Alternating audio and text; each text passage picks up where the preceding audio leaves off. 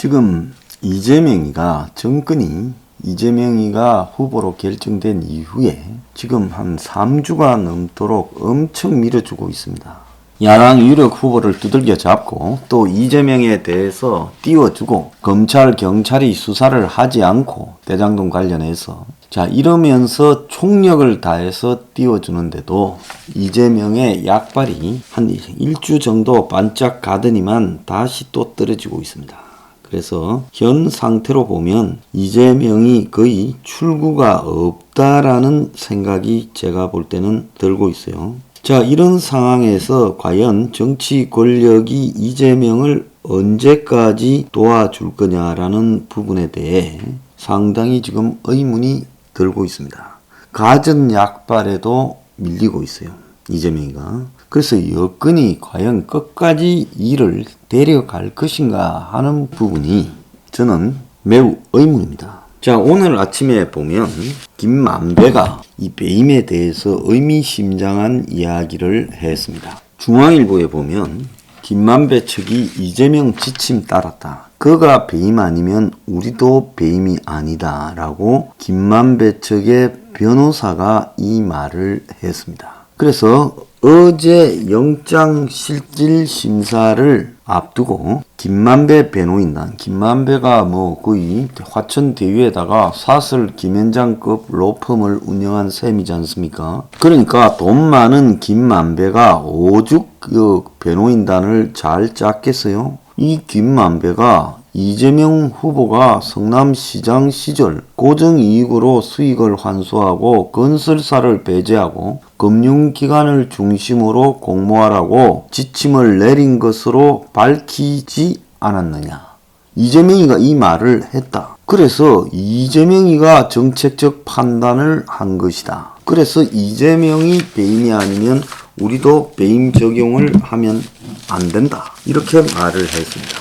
이 문제는 정책 판단은 배임이 아니다라는 그런 검찰의 입장에 대해서 검찰 내부에서도 지금 반론이 줄을 잇고 있다는 겁니다. 검찰이 어제 고정이익 확보라는 정책 판단을 한 이재명에 대해 배임 혐의를 적용하기 어렵다며 대부분의 판례를 봐도 경영진의 경영상 판단이나 공직자의 정책적 판단에 있어 사익 추구가 개입되어 있지 않으면 배임죄 인정이 쉽지 않다. 그래서 미국 법의 경영 판단의 원칙에 따라 배임죄 적용이 어렵다고 설명을 했어요. 물론 이런 판례들도 있습니다. 그래서 경영을 하다 보면 리스크, 위험이 발생할 때가 있고 예상과 달리 손실이 발생할 수도 있는데 이것까지 책임을 묻는다면 정책적 차원에서 기업가 정신을 위축시키어서 사회적 손실로 이어진다 라는 부분에 대해 대법원이 그렇게 말을 하기도 하지요.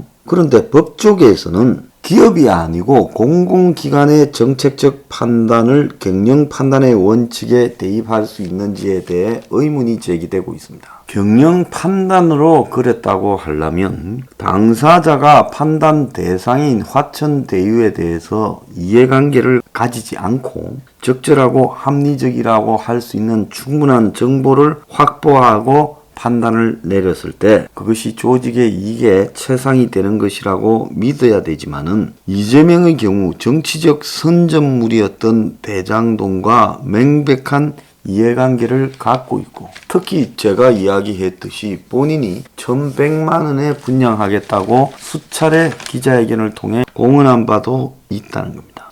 그런데 본인 스스로가 이걸 다 망각하고 수천억의 이익이 발생할 가능성을 언급한 기사도 수두룩하고 본인도 1100만 원에 분양한다 했을 때는 거기서 일반 아파트를 했을 때 엄청나게 남겨먹으니까 그 남겨먹는 폭을 빼면 1100만 원이 될 수 있다고 보고 그 폭리 부분을 배제하고 1100만 원이라고 시민들 앞에 기자회견을 하지 않았겠습니까? 만약에 그렇게 남지 않는다. 아파트가 폭리가 안 나온다면 1100만 원이 아니라 1700~800만 원이나 2000만 원이 평당 분양가격이 돼야 되겠죠.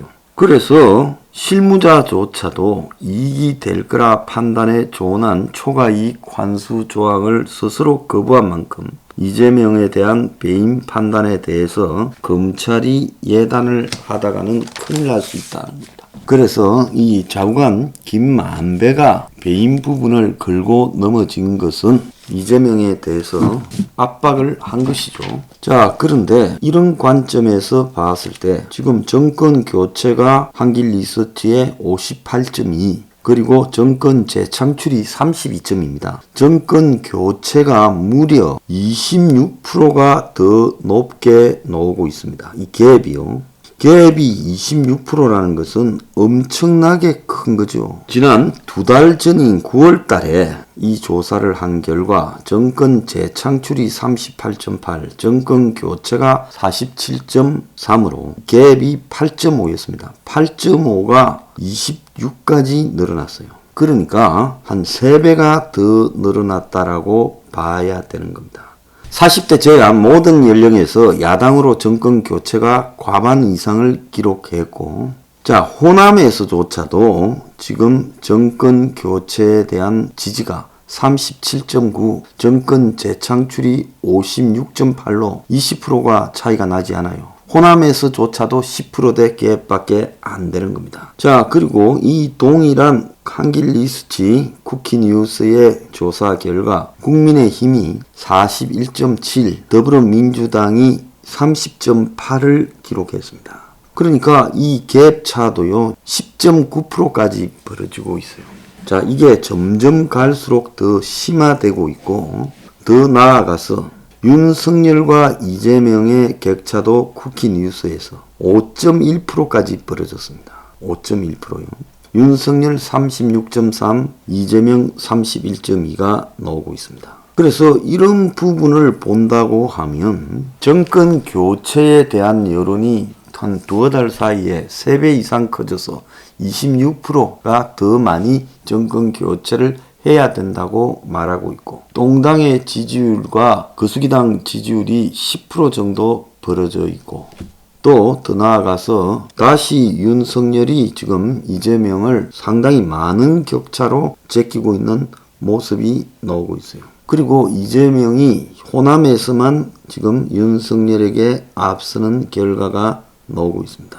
그러니까 영남권 전체 충청에서도 이기고 인천 경기에서도 윤하고 이가 거의 비슷하게 가고 있고 호남에서만 이기고 있다고 봐야 되는 거예요. 자, 이런 모습을 본다고 하면 실제로 이제 여권이 아마 야당의 후보가 11월 5일 정해지면 그 후보의 컨벤션 효과는 높아질 겁니다. 여당 측하고는 달리요.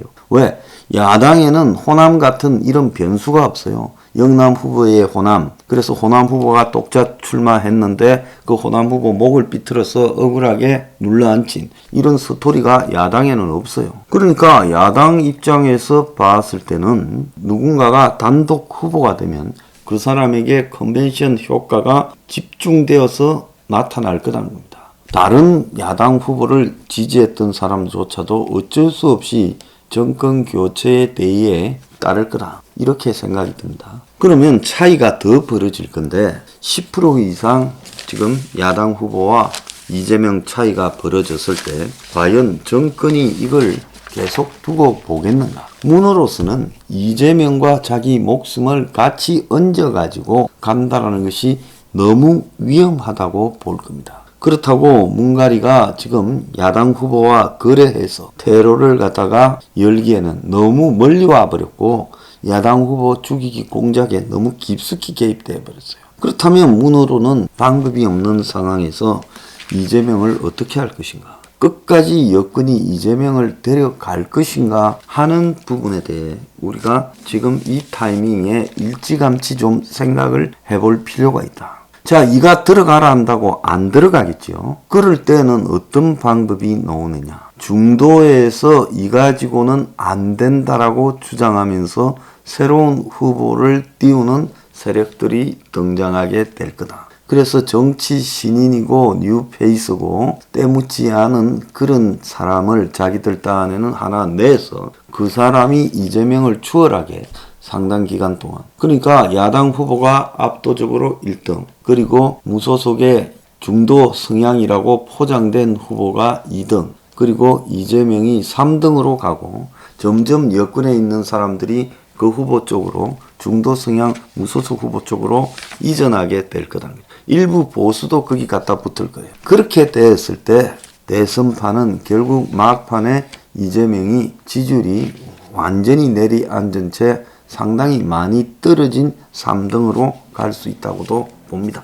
그렇게 되면 어떻게 되겠습니까? 지금 김만배가 우리가 배임이면 이재명도 배임이다. 이재명이 짜준 대로 했다라는 어제 김만배 측의 변호사를 통해서 했던 말이 매우 의미심장한 거예요. 이재명은 언제든 정권의 의지에 따라서 정리되어질 수 있는 건수들이 많다라는 겁니다. 그래서 지금 현재 돌아가는 양상을 보면 이재명을 택함으로써 많은 국민들에게 분노를 자극시켰고 이것이 정상적인 여권의 선거가 되지 못하는 상황으로 가게 될 거다.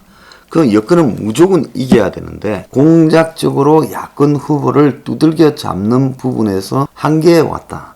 어느 정도 여권의 후보가 뛸 수 있는 능력을 가져야 되는데 그럴 때 공작이 통하지 너무 처져버리면 이제 공작 기구들도 꽁무니를 빼게 될 거다. 이럴 때 어떻게 할 것인가? 이 부분을 여건이 심각하게 고민하게 될 거라고 보고 있습니다. 그래서 새로운 후보 카드를 뽑을 가능성도 크다고 보고 있습니다.